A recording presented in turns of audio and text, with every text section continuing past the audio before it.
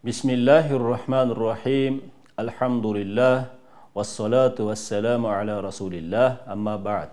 Assalamu alaikum, hurmattуу көрөрмандар, hurmattуу агайын туугандар, ардактуу мекендештер.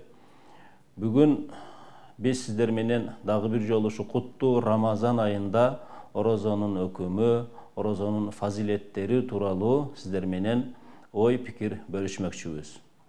Жараткан Алла Таала Kur'an-ı Kerim'de Bakara suresinde uşunday buyurdu. Estaizu billah. Ya eyyühellezine amanu kutiba aleykumus-siyamu kema kutiba alellezine min qablikum leallekum tattakun. Sadakallahul azim. Ey imandılar. Sizlerge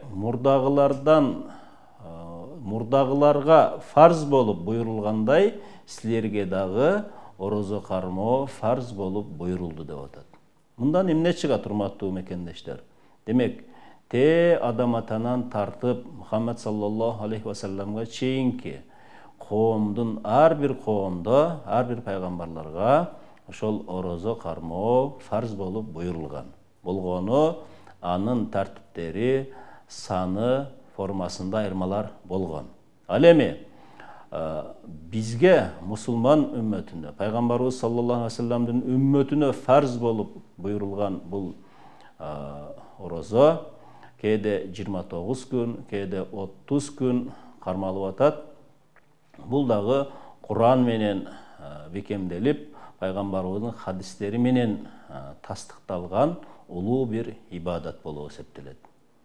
Пайгамбарыбыз саллаллаху алейхи ва саллам өзүнүн куттуу хадисинде буйурду: "Мен сама Рамадана иманан ва ихтисабан гуфира лаху ма тaqaddama min dambi." Кимде ким Рамазан орозосун кармаса, соон Аллахтан күтүп, ыхлас менен тутуп берсе, Алла Таала бардык өткөн күнөөлөрүн кечирет дейт.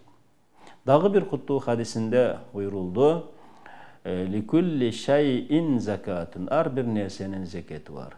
Закатул жасади ас-сауму. Ал эми дененин зекети дагы бул орозо кармоо экен. Урматтуу мекендештер, орозо кармоо бул өзүн тыюу, каалап турган нерселерин кылбоо дегенди билдирет. Напсин тарбиялоо дегенди билдирет. Бул адамзат үчүн чоң мектеп болуп эсептелет. Карасаңыз, орозо кармоодо негизги маселе болгон жеп ичиш, жыныстык мамиле кылбоо, өзүнүн адал жубайы менен жыныстык мамиле кылбоо, мына ушулар менен эле чектелбестен, орозо бул көздүн орозосу, колу буттун орозосу, дене мүчөлөрүнүн орозосу сыяктуу кенен түшүнүшүбүз абзел болуп эсептелет. Айрыкча ниетибиздин дагы тазалыгы, түшүнүктөрүбүздүн тазалыгы бул бүт орозонун негизги хикматына, орозонун негизги талабына кирет экен. Бул жерде, ардактуу агайын туугандар, орозо бизди кадимкидей кадыресе тарбиялоочу бир мектеп деп түздөн түз кабыл алышыбыз керек экен. Ошондой эле орозодо биз токчулуктун кадырын биле турган мектеп. Орозодо биз колунда жокко барууну үйрөтө турган бир мектеп экен. Орозо биз үчүн, сиз үчүн бул чоң бир сыноо деп эсептелет экен, урматтуу агайын туугандар. Инсан үчүн эң кыйыны өзүнүн нафсин тарбиялоосу. Инсан үчүн эң кыйыны өзү менен өзү күрөшүүсү.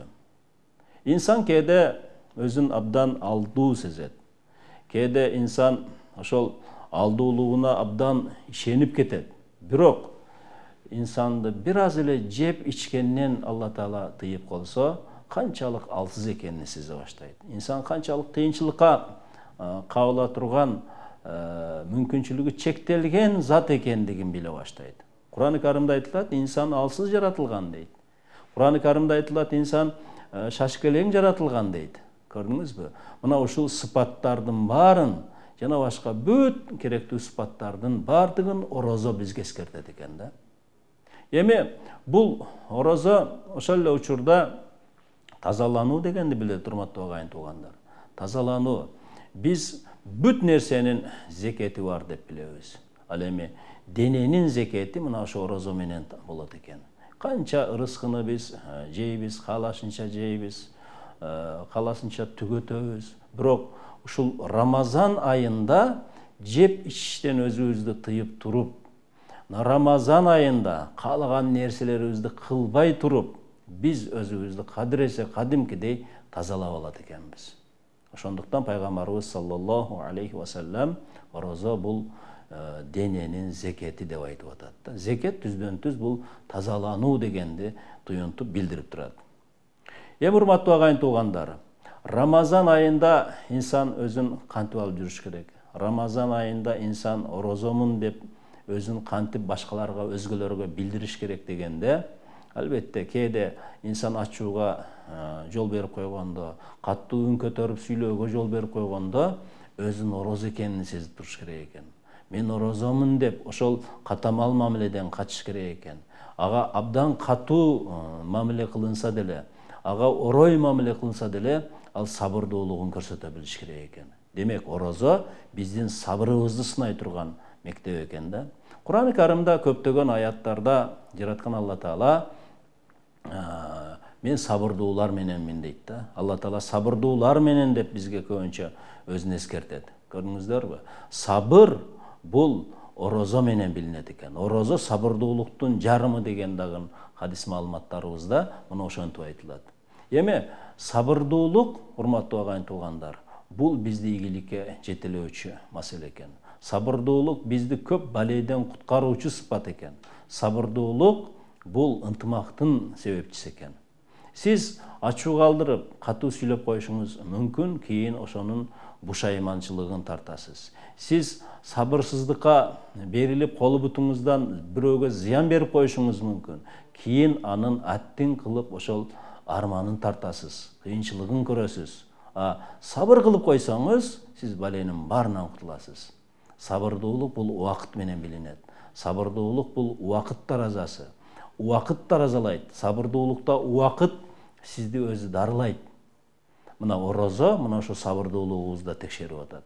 Биз кадимкидей өзүбүздүн организмибизди тыңшап, денебизге конт коюп, угуп, өзүбүздүн ушул орозо экендигибизди сезип атабыз да. Жеп ичкенден тыйылып, сааттарыбызды санап, ифтар убакыттарыбызды күтүп, канча болду экен деп сурап, өз ара бири-бирибизди. Бул Рамазан айында гана ушундай сааттардын кадырын, убакыттын кадырын көрүп турабыз да. Башка айларда кээде убакыт качан өткөнүн билбейбиз. Ошол курсагыбыз ачкан саатта, мезгилде жеген мүмкүнчүлүгүбүз бар болгондугу үчүн, жеп ичкенге шартыбыз болгондугу үчүн, бул Рамазан айындагыдай убакыттын кадырын билбей калат экенбиз да. Рамазан айы мына ушул убакыттын да кадырын бизге үйрөтөт экен. Урматтуу агайын туугандар, ийгиликтин сыры, эгерде убакыттын кадырын билсеңиз, убакытты өзүңүзгө туура пайдалана алсаңыз, анда сиз бул кыска өмүрдө, убактылуу жашоодо көптөгөн нерселерге жетишет экенсиз. Эгер убакытты аккан суудай агызып ийсеңиз, убакыт сизди кадимкидей эч нерсеге жеткизбей, сизди чогуп алып кетсе, анда сиз бардык нерседен кур калат экенсиз. Орозо мына ушул убакыттын да кадырын бизге үйрөтөт десек туура болот экен. Эми урматтуу агайын туугандар, бул Рамазан айы мектеп дегенден кийин башка 11 айга дагы таасирин бере турган мектеп экендигин билишибиз керек да. 11 айда дагы биз Рамазан айындагыдай улантууну ниет кылышыбыз керек экен, тилек кылышыбыз керек экен. Ар бир тилек, ар бир ниет бул ибадатка алып барып, ибадаттарыбыз бизге Алланын ыраазычылыгына алып баргандан кийин, Алланын ыраазычылыгы Рамазан айында болгондо, башка айларда дагы ошо Аллахтын ыраазычылыгына карай умтулуубузда эч кандай өзгөрүү болбошу керек экен да. Алла Таала ошондуктан айрым күндөрдү, айрым айларды башка күндөргө, башка айларга караганда фазилеттүү, артыкчалыктуу кылып койду. Эмне үчүн, урматтуу мекендештер? Себеби башка айларда дагы, башка күндөрдө дагы сиз мына ошондой жүрүшүңүз үчүн, ошондой болушуңуз үчүн Алла Таала мына ошондой бизге ошондой жол көрсөтүп койду, ошондой буйрук берип койду. Андыктан келиңиздер, орозонун кадырын Biz bileyli, orozо жөн эле ашка болуу эмес, орозо чоң бир ибадат деп билейли. Бул ибадатты сүйүп, жакшы көрүп өткөрөйлү.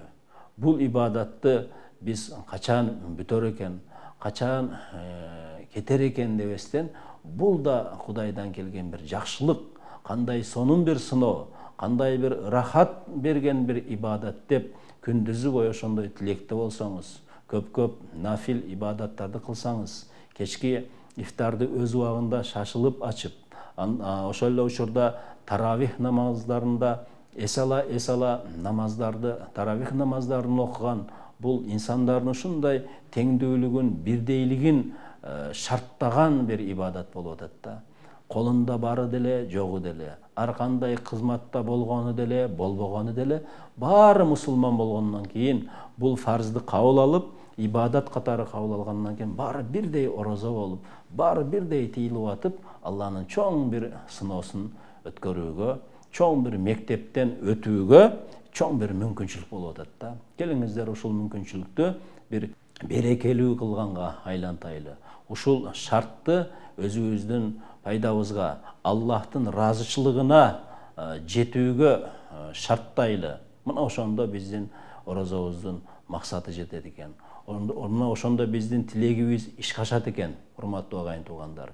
Орозо кармаган адам, алымдарыбыз ушундай бизге түшүндүрөт, кадимкидей ошол жеп ичкенден өзүн тыйып, жаман сөздөн өзүн тыйып, кыймыл аракеттерин жакшыртып, баарына жакшылык гана каалап, бүт нерсе Кудайдан экендигин сезип, Алланын гана ыраазычылыгын көздөп калган бир периште сымал болуп калат экен да. Эми башка айларда, башка күндөрдө сиз кайрадан адамдык касиеттен чыгып кетпеш керек экен, кайрадан момундук, мусулмандык касиетти таштап койбош керек экен. Башка айларга дагы кадимкидей ошол энергия болуп, сизге күч, кубат болуп, мына ошондой мектеп болуп таасирин улантса, жакшыга карай сизди өзгөртсө, анда сиздин орозоңуз иншалла кабыл болду деп ишенет экенсиз да. Бир аяты каримада Алла Таала коом өзүндөгү нерселерди өзгөртмөйүнчө, Алла Таала коомдогу нерселерди өзгөртпөйт дейт. Орозо биз үчүн өзүбүздү өзгөртүп алууга, Рамазанга карап биз өзгөрүүгө аракеттенишибиз керек экен. Биз Рамазанды өзүбүзгө ыңгайлаштырып алуу эмес, Рамазанын өз шарттарына баш ийүү, орозонун өз койгон талаптарына баш ийүү, Алланын эрежелерине баш ийип, биз ошол эреже менен шарт талаптарды ишке ашыра турган бир тартипке көнө турган бир чоң бир мыйзам жолу деп айтсак да болот экен да, урматтуу агайын туугандар. Инсан болуу, адамдык касиеттерди өстүрүү бул жеңил эмес, бирок ниет кылсаңыз, тилек кылсаңыз, максат кылсаңыз, бул албетте мүмкүн нерсе да. Алла Таала күч кубат берет экен. Алла Таала периштелери үчүн ушундай буйрук берет экен. Алланын периштелери жакшы нерселерге бүт алкыш айтып, кадамыбызга бекемдик тилеп турат экен да. Ал эми бизден чыккан жамандыктар, бизден чыккан жаман сөз, жаман иш, жаман жоруктарга Алла Таала ага да мүмкүнчүлүк берип коюп атат. Анткени бизге эркиндик берген, тандоо мүмкүнчүлүгү берген. Бирок андай жамандыктарга жол берсек, биз өз каалообуз менен, Алла Таала ыраазы болбойт экен. Алла ыраазы болбойт. Алла ыраазы болбогон жерде эч кандай береке болбойт экен. Алла ыраазы болбогон жерде эч кандай жакшылык болбойт экен. Келиңиздер, Алла Тааланын ыраазычылыгына чогуу жетүүгө умтулайлы, ар бирибизге жакшылыктарды тилейли, кеңге кең дүйнө, бири-бирибизге жалаң жакшылыктарды каалайлы, бири-бирибизге жалаң жардам кылууну тилейли. Мына орозо бизге мына ошону үйрөтө турган чоң мектеп болуп атат. Жамандан дайым сактанууну, жаманды дайым тосууга бел байлаган адамдардын катарына кошулууга умтулсак, иншалла орозолубуз, Рамазан айыбыз бекем болот, Рамазан айыбыз берекелүү өтөт. Мына Алла Таала мына ушундай берекелүү айларды көп-көп бизге насип кылган болсун дейли. Пайгамбарыбыздын бир хадиси менен сөзүбүздү жыйынтыктайлы. Расулуллах саллаллаху алейхи ва саллям айтып атат: "Суму тасихху", орозо кармагыла, ден соолугуңар чың болсун дейт. Инсандардын, сиз менен биздин ден соолугубуз ошол эки өңүттөн каралат да. Руханий өңүттөн, андан кийин ошол физикалык өңүттөн каралат да. Биринчиден физикалык ден соолугубуз жакшы болот экен. Канча жеп ичкендерди чектеп, Аллах ыраазычылыгы үчүн чектеп атабыз. Бул физикалык мааниде ден соолукка жетип атабыз. Ден соолук организмибизди эс алдырып атабыз. Аллах үчүн болуп атат. Андан кийин ошо Аллах үчүн болгондо руханий маданиятыбыз бекемделип атат. Ички туйгу сезимдерибизде эркибиз бекемделип атат. Чыдамкайлыгыбыз күчөп атат. Мына ушул мектеп бардыгыбызга куттуу болсун. Дагы бир жолу Рамазан айыңыздар кут болсун. Ибадатыңыздар кабыл болсун.